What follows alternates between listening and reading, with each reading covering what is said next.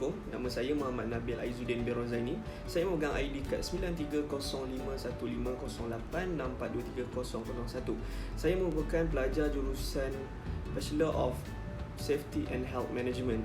Dan saya membuat video ini adalah kerana untuk menyiapkan tugasan bagi subjek Introduction of Communication, dan tajuk saya hari ini adalah impak dan cabaran ICT di Malaysia.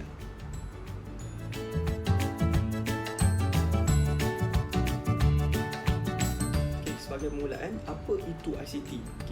ICT sebenarnya merupakan singkatan bagi perkataan Information and Communication Technology yang membawa maksud teknologi komunikasi dan maklumat. Untuk segala pemprosesan data yang berlaku, ICT ini sebenarnya merupakan satu teknologi yang sangat diperlukan kerana mempunyai ruang lingkup data yang sangat luas untuk kita gunakan. Sebagai contoh penggunaan yang melibatkan ICT ialah dengan penggunaan komputer yang selalu kita gunakanlah dalam kehidupan seharian untuk mencari maklumat. Ini kerana komputer ini sebenarnya mampu untuk menyimpan, mengubah, melindungi, memproses, malahan melihat dan berkebolehan untuk mendapatkan maklumat yang tidak terhad walaupun di mana sahaja kita ingin mencari maklumat tersebut.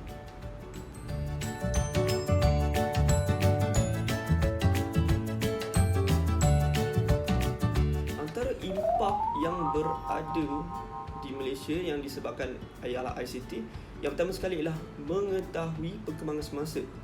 Ini kerana perkembangan ICT yang secara global dan pantas ini sebenarnya memudahkan seorang individu itu untuk mengetahui perkembangan di dunia yang berlaku.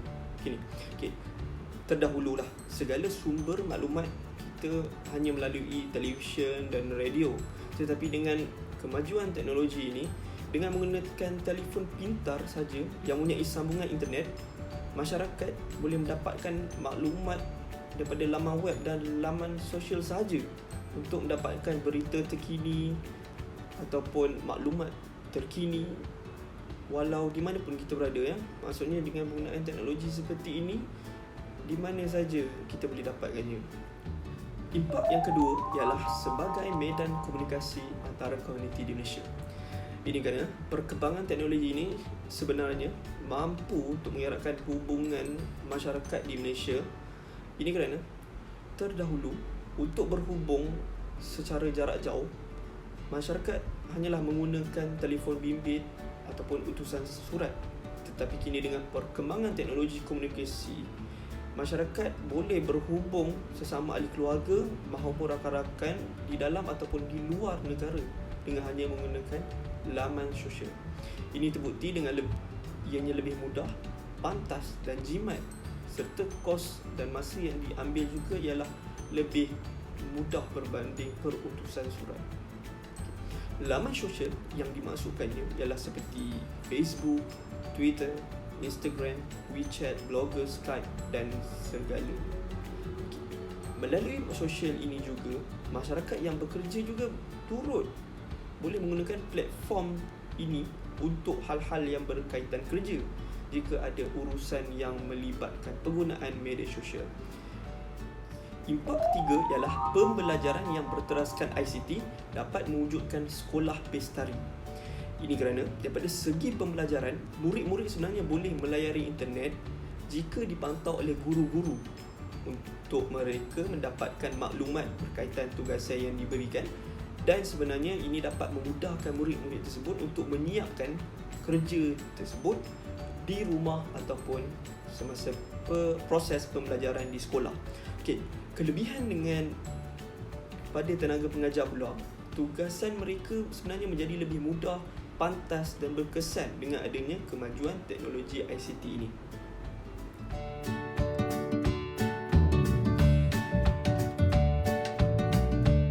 Seterusnya, saya akan menerangkan cabaran-cabaran ICT yang berlaku di Malaysia. Sebagai permulaan, cabaran ini berlaku apabila adanya penyalahgunaan perkembangan teknologi di Malaysia.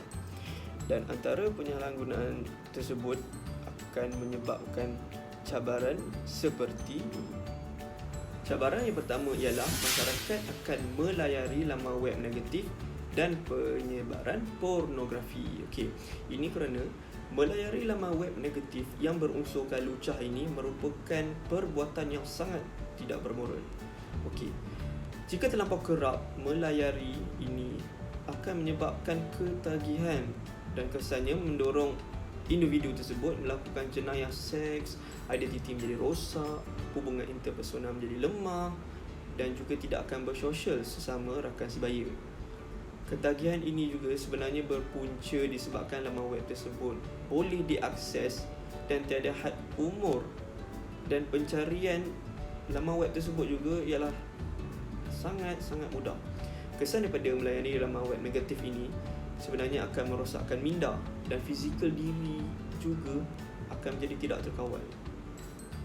Cabaran kedua ialah penyebaran berita palsu dan maklumat yang tidak benar. Okey, penyebaran ini berlaku kerana adanya kebebasan menyampaikan maklumat tanpa kawalan seperti di platform-platform, laman sosial dan blog-blog. Okey. Kesahihan sumber dan maklumat yang disebarkan juga ini sebenarnya kita tidak boleh pastikan sama ada merupakan pendapat peribadi ataupun sumber-sumber yang benar.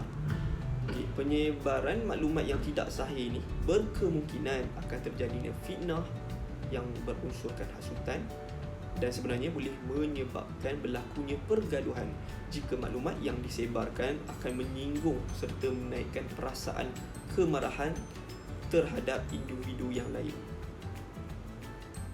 Cabaran ketiga ialah berlakunya pembaziran masa dalam kalangan remaja. Ini kerana di peringkat remaja ni, mereka lebih terdedah untuk menghabiskan masa dengan melayari laman sosial seperti Facebook, Twitter, Instagram, Skype, Tinder dan sebagainya. Ini juga tidak termasuk pada remaja yang bermain permainan video sehingga tidak terkawal. Okay. Berlakunya hal seperti ini kerana laman sosial tersebut ni sebenarnya mudah untuk dilayari dengan penggunaan telefon pintar saja.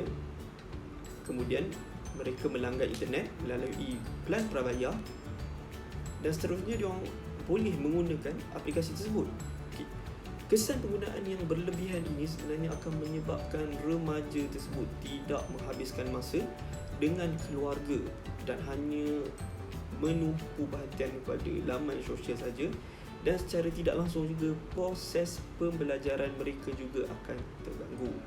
Remaja ini akan mudah dan mengabaikan kerja sekolah, waktu untuk belajar dan sanggup untuk berjaga lewat malam semata-mata untuk melayari laman web sosial dan bermain permainan video.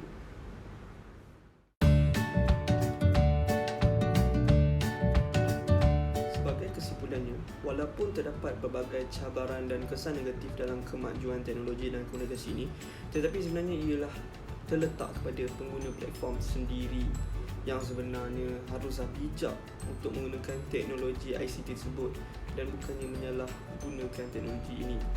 Okay, di peringkat anak-anak pula, ibu bapa haruslah memainkan peranan yang sangat penting untuk memantau anak-anak mereka supaya gejala negatif dapat diatasi di peringkat awal. Okay. Secara keseluruhannya, semua pihak ini sebenarnya harus memainkan peranan yang sangat penting agar teknologi tersebut dapat digunakan dengan sebaiknya dan secara tidak langsung dapat mewujudkan negara Malaysia ini mempunyai rakyat yang celik teknologi dan akan menaik tarafkan kemajuan dalam negara ini sendiri.